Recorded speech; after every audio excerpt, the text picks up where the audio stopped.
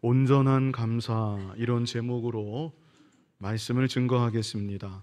우리 먼저 시편 50편 23절을 같이 읽어보겠습니다. 같이 읽겠습니다.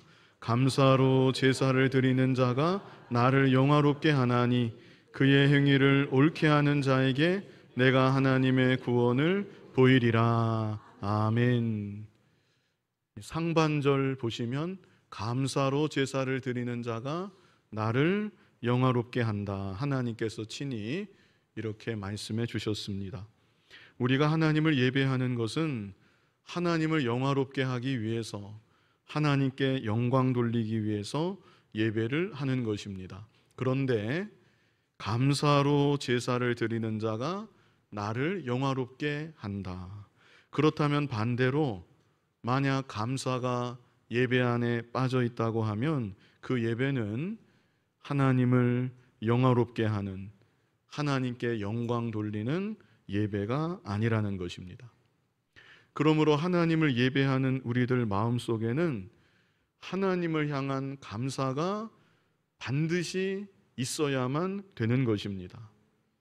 오늘 특별히 맥주감사 주일로 지난 반년 동안을 돌아보며 하나님께 감사하기 위해 우리가 이 자리에 모였습니다. 이 시간 하나님을 예배하는 내 안에 하나님을 향한 진정한 감사가 있는가? 말씀의 제목처럼 온전한 감사가 있는가? 우리가 우리 스스로를 살펴봐야 되겠고요.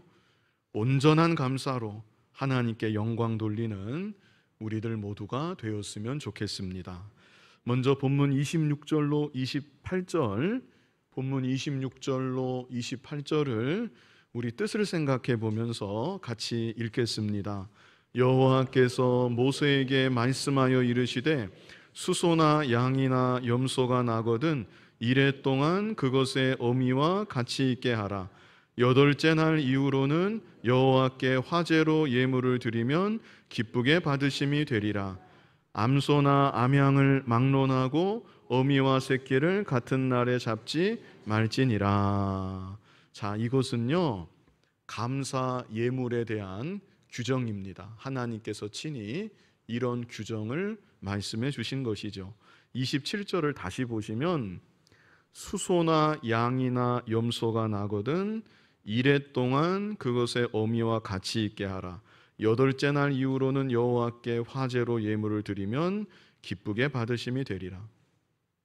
소나 양이나 염소가 새끼를 낳았을 때 첫 새끼다 그러면서 하나님께 바로 드리지 말고 7일 동안은 어미와 같이 있게 하라. 그리고 여덟째 날부터 하나님께 제물로 드리면 하나님께서 기쁘게 받으실 것이다.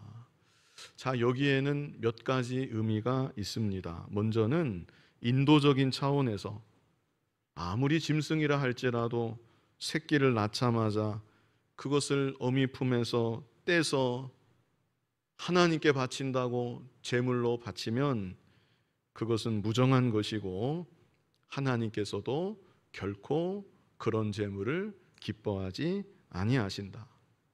적어도 7일 정도는, 짐승은 좀 빨리 자랍니다. 낳자마자 일어서기도 하고 또 야생에 사는 들짐승들은 뛰기도 합니다. 조금 있으면. 그래서 적어도 7일 정도는 어미 품에서 젖을 먹게 하고 8일째 되는 날부터 하나님께 바칠 수 있다. 그런데요, 이것보다 더 중요한 의미가 있는데 그것은 할례와 연관지어서 생각할 수 있겠습니다. 이스라엘 백성들은 남자아이가 할례를 행했는데 태어나고 나서 8일이 지나면 할례를 행했습니다. 하나님께 속한 언약 백성이라는 증표로 난지 8일 만에 할례를 행하였던 것입니다. 그런데 예물을 바칠 때에도 난지 8일이 지난 예물을 바치라. 7일도 아니고 9일도 아니고 기억하기 쉽고 계산하기 쉽게 열흘도 아니고 굳이 8일이 지난 후에 바치라. 이것은 하나님의 언약 백성들은 하나님께 예물을 드릴 때에도 자신이 언약 백성임을 생각하면서 내 자신을 하나님께 바친다는 심정으로 또 그에 합당한 예물을 드려야 한다. 이런 의미가 이 안에 내포되어 있는 것입니다. 자, 이어서 28절도 다시 보면요. 암소나 암양을 막론하고 어미와 새끼를 같은 날에 잡지 말지니라. 어미와 새끼를 같은 날에 잡아서 제물로 바치면 안 된다는 것입니다. 역시 인도적인 차원에서 금하신 면이 있다고 생각할 수 있겠고요. 또 경제적인 측면에서도 가난한 집안의 가축 한 마리는 큰 자산이겠는데 어미와 새끼에 함께 드리는 게 좋다고 한다면 어려운 집안에 큰 부담이 될 수 있습니다. 그래서 하나님은 아예 그렇게 하지 말아라. 금하신 측면도 있다고 우리가 생각할 수 있습니다. 그런데 이런 이유들보다 비교할 수 없이 더 중요한 의미가 있는데요. 그것은 당시 이방 나라들이 어미와 새끼를 함께 잡아서 우상에게 제물로 바치는 일들을 종종 행하였기 때문입니다. 그래서 28절 말씀은 이방 종교, 이방 문화에 조금이라도 영향받아서는 안 된다. 하나님을 예배한다고 하면서 하나님을 예배할 때 이방 풍속이 그 안에 조금이라도 들어와서는 안 된다. 이런 의미가 더욱 중요하다고 하겠습니다. 자, 여기까지 감사 예물에 대해서 하나님께서 구체적으로 규정하고 계시는 말씀을 우리가 보았습니다. 그런데 여러분이 아시는 대로 레위기를 다 읽어보셨겠는데 이게 전부가 아니죠. 레위기를 보면 얼마나 복잡합니까? 하나님께 바치는 제물에 대해서도 너무나도 자세하게, 세밀하게 하나님께서 우리들에게 조목조목 친히 가르쳐주고 계신 것을 우리가 발견할 수 있습니다. 자, 이것이 우리에게 말하는 바가 무엇인가? 이 의미가 중요한데요. 그것은 우리 하나님은 우리들이 하나님을 어떻게 섬겨야 하는지 명확하게 말씀해 주시는 하나님이시라는 것입니다. 이 의미가 참 중요한 의미라고 하겠습니다. 감사에 있어서도 마찬가지입니다. 우리가 하나님께 어떻게 감사해야 될지, 어떻게 감사 예물을 드려야 될지 우리 하나님은 거기에 대해서도 구체적으로 세밀하게 조목조목 말씀해 주시는 하나님이시라는 것입니다. 그래서 첫 번째 우리가 무엇을 생각해야 되겠냐면요. 첫 번째, 우리의 감사가 온전한 감사가 되려면 하나님께서 기뻐 받으시도록 예물을 드리라입니다. 하나님께서 기뻐 받으시도록 예물을 드리라. 그저 내 편에서 내가 중심이 되어서 내 기분대로 예물을 드리는 것이 아니라 하나님께서 기뻐 받으시도록 예물을 드려야 한다. 요즘 부모님들은 자식들을 많이 배려하십니다. 그래서 별거 아닌 작은 선물을 하나 드려도 뭐 이런 걸 다 했냐고 그러시고, 식사를 대접하려고 해도 그냥 아무거나 먹으면 된다, 이런 식으로 말씀하시기도 합니다. 그러다 보니 이 세대가 점점 더 부모 공경을 모르는 세대가 되고 있지는 않은가 하는 생각이 한편으로는 듭니다. 부모 공경을 당연한 것으로 여기지 않고 할 수도 있고 안 할 수도 있는, 내 편에서 내가 선택할 문제인 것처럼 여기는 경향이 많은 것입니다. 혹 공경한다고 하더라도 그저 내 편에서, 자기들 편에서 이 정도 했으면 되었다, 부모님 편에서 생각하는 것이 아니라 내 편에서 내가 이만큼 했으면 할 만큼 했다, 이런 식의 자기 중심적 부모 공경을 하고 있는 것입니다. 그런데 이것은 단지 부모 자식 간의 문제만은 아닙니다.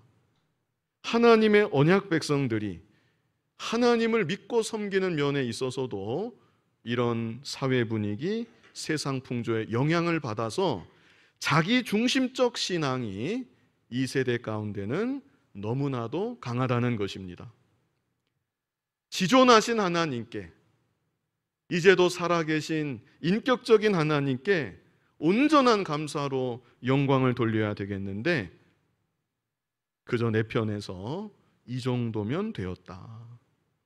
내가 이렇게 교회까지 나왔고 내가 이렇게 예배했으니 이것으로 되었다. 암묵적으로 그렇게 마음으로 여기는 것이죠. 내가 드리는 감사 헌금도 내가 이 정도 했으면 되었다. 그런데요, 가인도 역시 그랬습니다. 가인도 역시 그렇게 자기 중심적으로 하나님께 예물을 드렸고, 그렇게 자기 중심적으로 하나님께 제사했던 것입니다.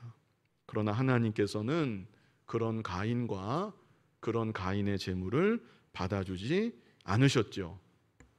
그러므로 오늘날 우리들이 하나님께 감사의 예물을 드릴 때 하나님께서 과연 이 예물을 기쁘게 받아주시겠는가, 이 생각을 하면서 예물을 드려야 합니다.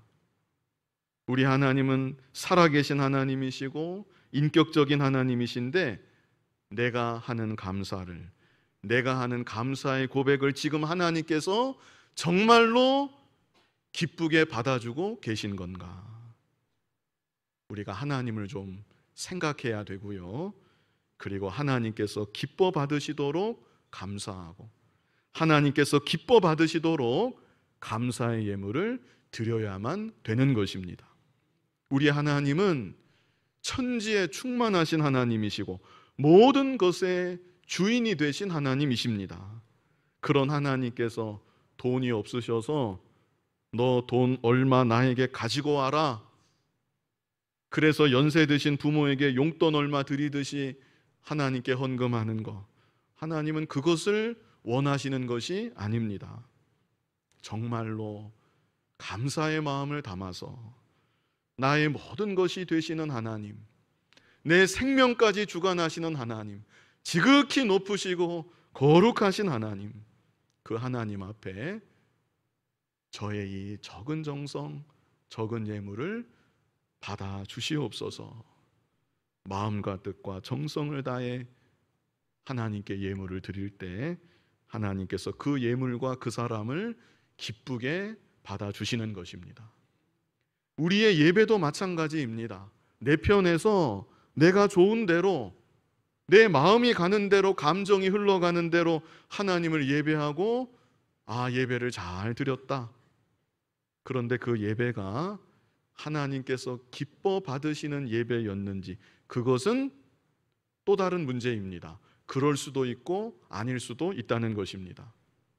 하나님은 우리가 하나님을 예배할 때 하나님을 어떻게 예배해야 하는지 그 방법에 대해서도 조목조목 세밀하게 성경책에 기록해 하신 하나님이십니다.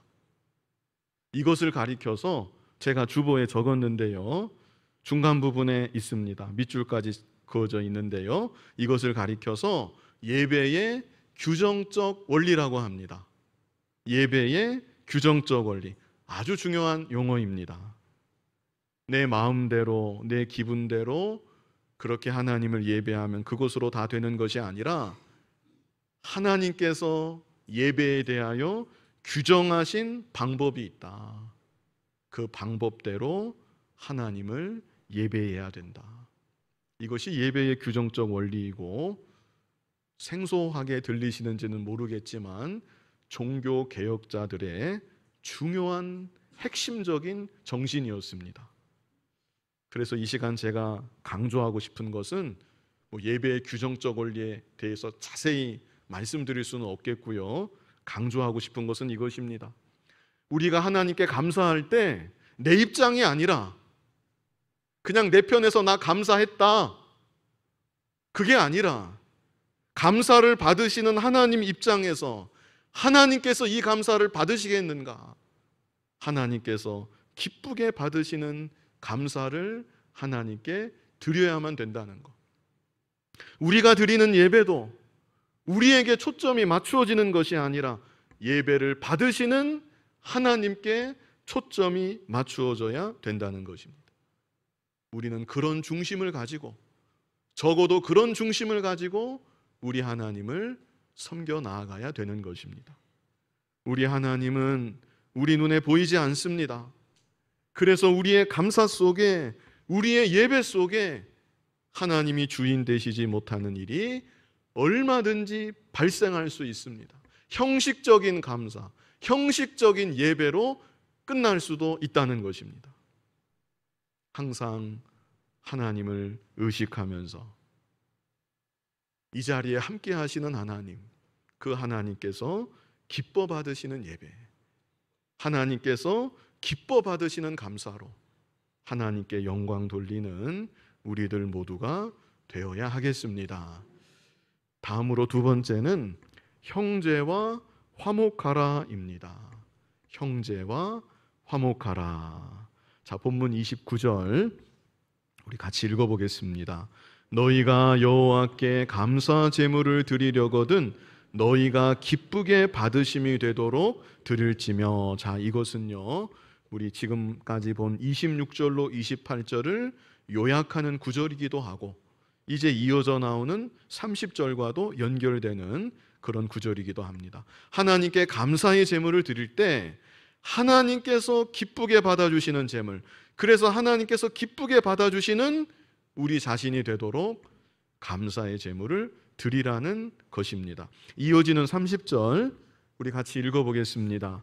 그 제물은 그날에 먹고 이튿날까지 두지 말라. 나는 여호와이니라. 자, 이 구절을 이해하려면 좀 배경을 아셔야 됩니다. 제가 배경을 간단히 설명을 드리겠습니다.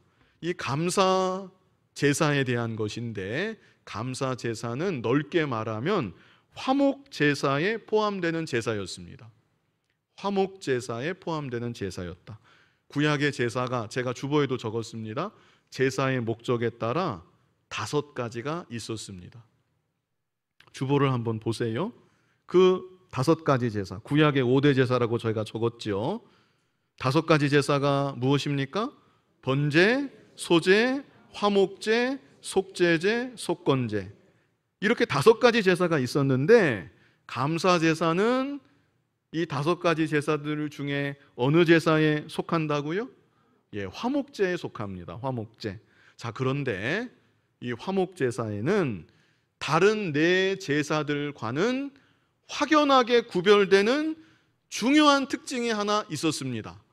그 특징이 무엇인가? 그것은 제물을 바치고 나서 제물을 바친 그 사람이 제물의 상당 부분을 자기가 도로 가지고 집에 간다는 것입니다.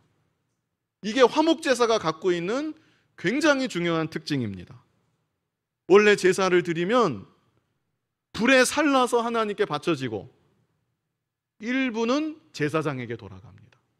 그런데 화목제사의 경우는 물론 제물의 일부가 제사장에게로도 돌아갔지만 제물을 바친 그 일반 백성에게 돌아갔습니다. 훨씬 더 많은 양이 제물을 가지고 온 백성에게로 돌아갔습니다.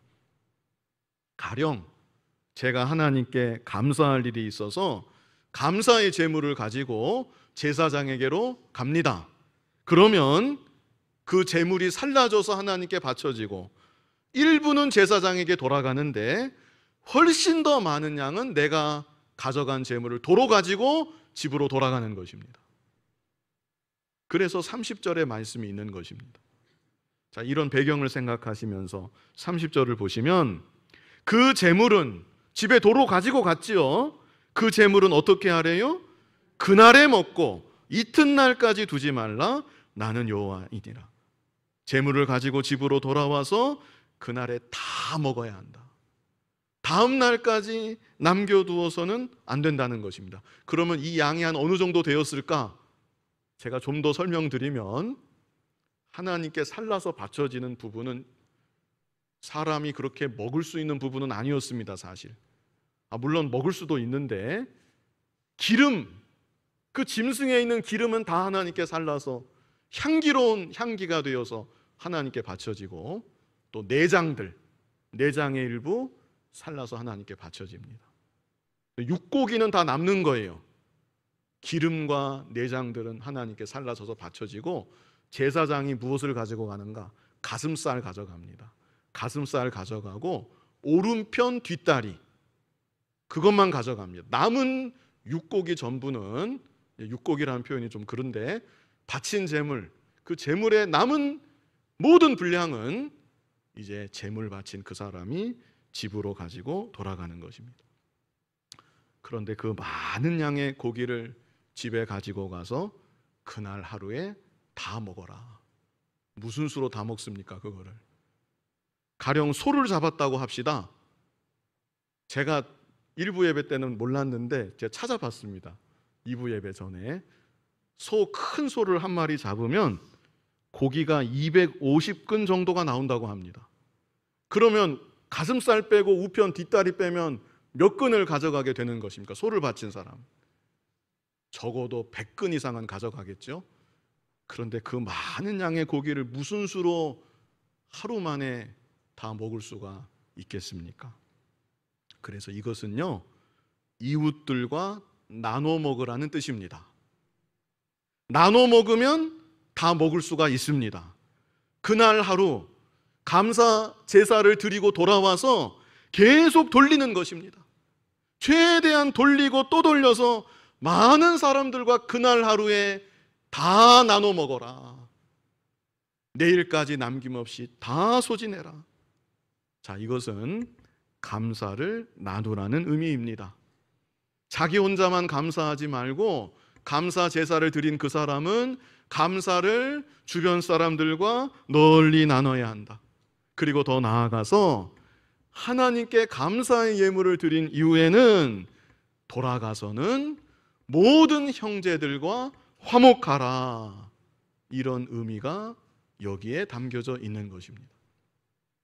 그런데 오늘날 하나님께 예배드리고 나서 감사로 예배드리는 자가 나를 영화롭게 한다고 했는데, 하나님께 감사함으로 예배드렸다고 그리고 나서 여전히 형제와 담을 쌓고 지낸다고 하면 그것은 온전한 감사로 하나님께 영광 돌린 것이 아닙니다. 다른 제사는 몰라도 감사 제사는 많은 양의 제물을 도로 가지고 가서 이웃들과 반드시 나눠 먹어야만 했습니다. 그날 하루 그 많은 고기를 다 먹어야지만 그것으로 감사 제사는 마무리가 되는 것입니다. 그러므로 내가 드리는 감사 예물이, 내가 고백하는 감사의 고백이 하나님께서 기쁘게 받으시는 온전한 감사가 되기를 원한다면 예배당에서만 감사하고 끝나는 것이 아니라 그 이후로 돌아가서 모든 형제들과 화목하는 데까지 나아가야만 되는 것입니다. 그것만이 아닙니다. 우리들은 우리 안에서 화목할 뿐 아니라 불신 세상 가운데 예수 그리스도의 십자가의 복음을 전함으로 화목하게 하는 직분을 힘써 감당하며 살아가야 합니다. 그래서 하나님께 감사하고 그 은혜로 모든 형제들과 화목하고, 그리고 더 나아가서 죄악 세상 가운데 예수 그리스도의 복음을 힘써 전하는 것, 그것이 바로 하나님 아버지께서 우리들에게 원하시는 온전한 감사의 모습인 것입니다.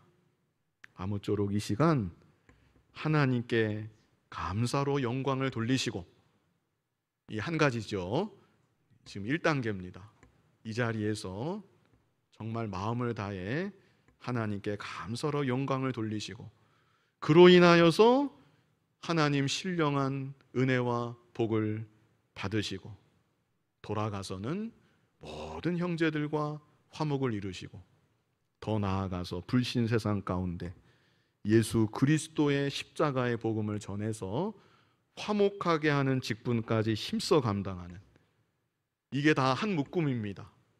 그래서 온전한 감사로 하나님께 영광 돌리는 저와 여러분이 되어지기를 바랍니다.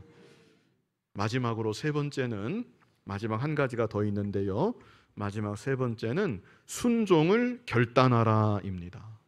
순종을 결단하라. 하나님께서 받으시는 온전한 감사, 그 절정은 말씀 순종입니다. 그래서 본문 31절을 보시면요, 우리 31절 같이 읽어보겠습니다. 너희는 내 계명을 지키며 행하라. 나는 여호와이니라. 감사에 대해서 말씀하시다가 너희는 내 계명을 지키며 행하라. 이것은 온전한 감사, 그 최종 열매는 계명을 지키는 것이다. 이것을 우리에게 알게 하여 주시는 것이죠. 32절 같이 읽어보겠습니다. 너희는 내 성호를 속되게 하지 말라. 나는 이스라엘 자손 중에서 거룩하게 함을 받을 것이니라. 나는 너희를 거룩하게 하는 여호와여. 우리 하나님은 거룩하신 하나님이시고 자녀된 우리들을 거룩하게 만들어 가시는, 자라나게 하시는 아버지 하나님이십니다. 그러므로 나를 거룩하게 만들어 가시는 아버지 하나님께 진정으로 감사한다고 하면 거룩하라고 주신 하나님 계명의 말씀들을 힘써 순종하며 살기로 결단하게 되는 것입니다. 저의 경우에 목사가 되기 전에 한참 전입니다. 목사님 축도가 끝나고 잠시 기도하는 시간 있잖아요. 목사님 축도 끝나고 반주 나오고 그 잠시 기도하는 시간, 그 짤막한 시간에 늘 똑같은 내용의 기도를 언젠가부터 했습니다. 제가 횟수를 쉬어보진 않았지만 한 20년 이상 했는지 모르겠습니다. 매주마다 목사님 축도 끝나고 그 짤막한 시간에 똑같은 기도, 거의 토시 하나 틀리지 않은 그 똑같은 기도를 매주마다 했었습니다. 지금은 제가 축도를 해서 축도하고 빨리 나가느라 기도할 시간이 없는데 전에는 늘 기도하기를 하나님 말씀 따라 일생 순종하며 살게 하여 주시옵소서. 바로 이렇게 기도했습니다. 군대 가서도 마찬가지였습니다.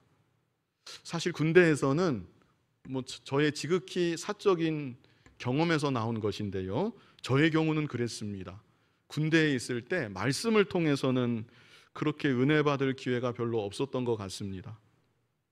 목사님이 설교를 잘하시고 못하시고가 아니라 예배 시간에 성경책을 거의 안 보셨습니다.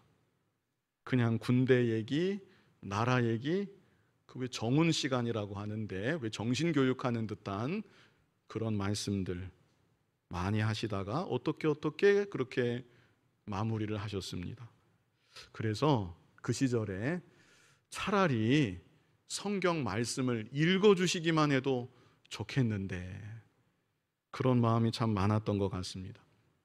그런데 그러다가도 목사님이 축도하시고 반주가 나오면 적어도 그 순간만큼은 똑같습니다. 군대 오기 전과 똑같다는 것입니다. 예배 분위기는 달랐고 설교도 달랐고 다 달랐지만 적어도 그 순간 축도 후에 잠시 혼자 눈을 감고 기도하는 그 순간만큼은 다르지가 않았다는 것입니다. 그래서 그때에도 하나님 말씀 따라 일생 순종하며 살게 하여 주옵소서. 그때 하나님이 저에게 얼마나 많은 은혜를 주셨는지 모릅니다.